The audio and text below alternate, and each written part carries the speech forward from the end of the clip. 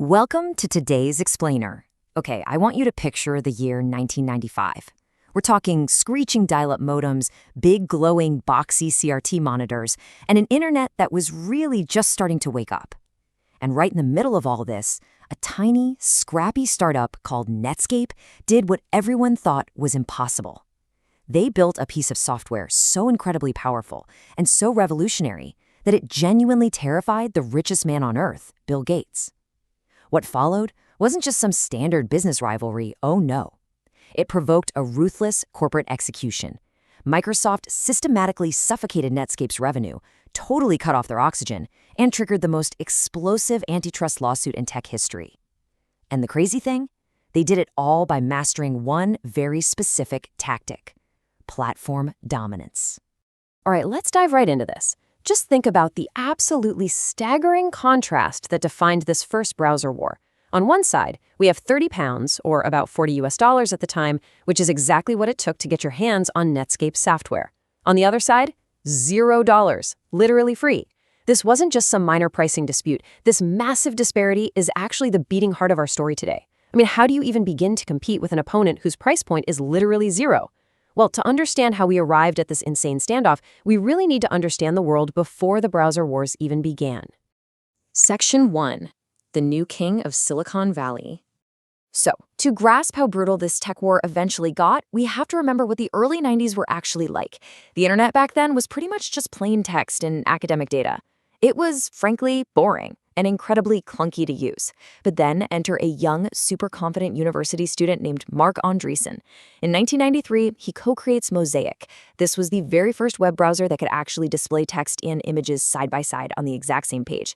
Now, I know that sounds incredibly basic to us today, but back then, wow, it was like someone had suddenly added full color to a black and white television. Seeing this massive potential, Andreessen teamed up with billionaire investor Jim Clark to form Netscape. By late 1994, they launched Netscape Navigator, and these 20-something hackers transformed the internet into a colorful, overnight sensation. They literally became the gatekeepers to the World Wide Web.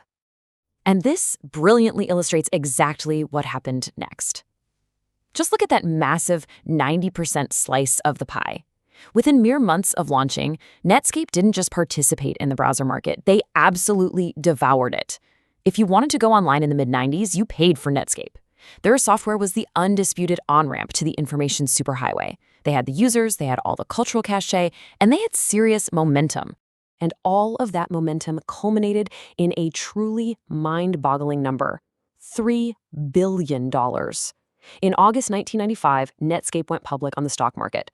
Now, here is the absolutely crazy part. They had zero profits at the time, literally pennies in the bank. Yet by the end of their very first day of trading, the company was valued at nearly $3 billion, single-handedly kicking off the entire dot-com boom.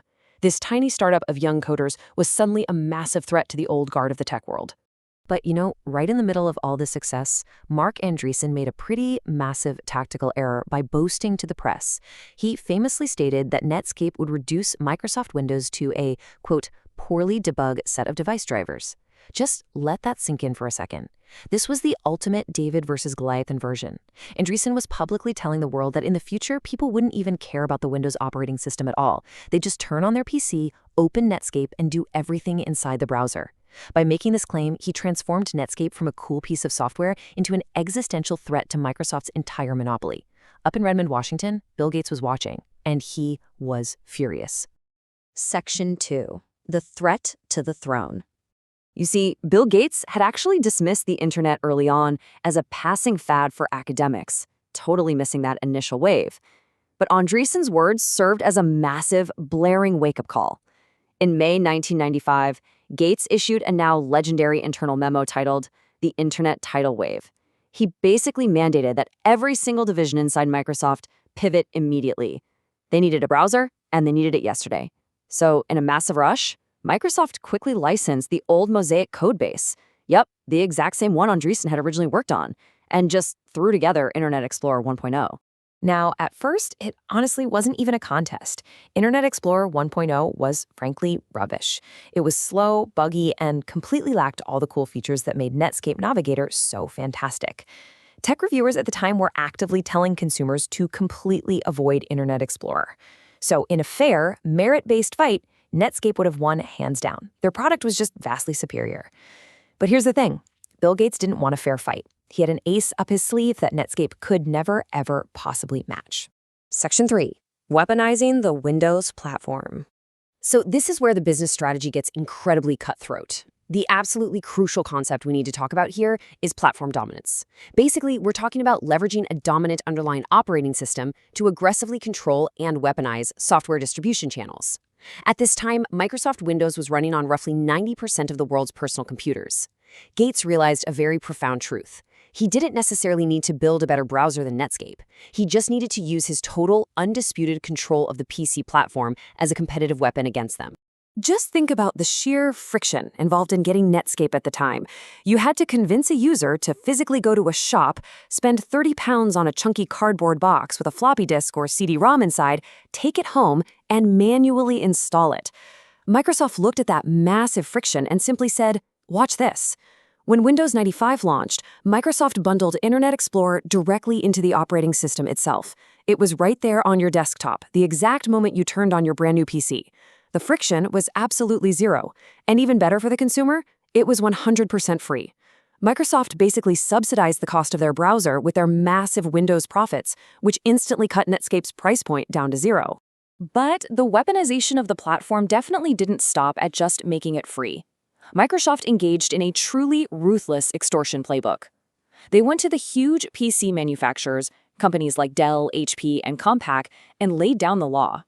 Step 1. These manufacturers desperately needed the Windows 95 license to actually sell their computers. Step 2. Microsoft told them they were strictly forbidden from pre-installing Netscape on those computers, explicitly threatening to revoke their Windows license if they even dared to do so. Step 3. The manufacturers had to comply or face utter business suicide. By controlling the underlying platform, Microsoft completely choked off Netscape's distribution channels. That combination was basically lethal. By 1997, Microsoft finally released Internet Explorer 4.0, which had actually caught up technically. It was finally a genuinely good browser. And because it was already sitting right there on the screen, totally free and completely pre-installed, lazy consumers just stopped seeking out Netscape. I mean, why go out to the store and pay real money when a perfectly good option is already running right there on your machine? The tide had officially turned, and Netscape's market share began to collapse right off a cliff. Section 4. The Courtroom and the Collapse. Netscape totally knew they were being strangled here. Desperate for survival, they turned to the government for help. In 1998, the U.S. Department of Justice sued Microsoft in the legendary United States versus Microsoft Corp trial. The government argued that Microsoft was using its platform monopoly to illegally crush competition. And the deposition tapes from this trial, they are absolutely famous.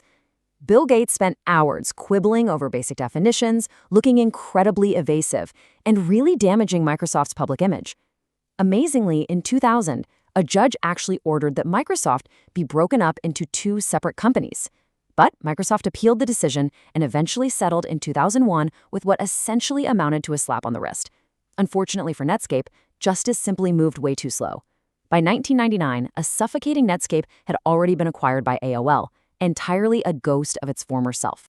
And, well, this right here is the grim reality of the aftermath. Just look at this chart compared to the one from 1995. Microsoft achieved total victory. By the early 2000s, Internet Explorer controlled a staggering 95% of the global browser market. They had utterly crushed the rebellion. The threat was neutralized, and Microsoft reigned completely supreme over how humanity accessed the internet. Section 5. The Modern Tech Playbook. So, while Netscape the company officially died, its open source DNA actually survived, eventually birthing Mozilla Firefox and the JavaScript language that runs almost every single website you visit today. However, the true legacy of the first browser war is Microsoft's ruthless 1995 playbook. Seriously, just think about the phone sitting in your pocket right now and consider this. Why does Apple pre-install Safari on every single iPhone and make it incredibly difficult to change your system defaults? Why does Google pay an estimated $20 billion every single year just to be the default search engine on iOS? Why does Microsoft still aggressively push its Edge browser down your throat with every single Windows update today? It's because every major player in Silicon Valley watched the Netscape execution and learned the exact same lesson. Platform dominance is the ultimate competitive weapon. Control the platform, control the distribution, control the world. Which leaves us with this final provocative thought. If whoever controls the underlying platform effectively controls what you see, use, and buy, who really controls the internet you are using right now? Is it the apps you choose or the giants who own the screens you're staring at?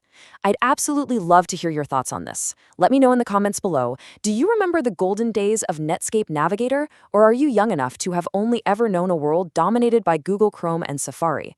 Hit that subscribe button for more deep dives into the fascinating and often ruthless history of technology.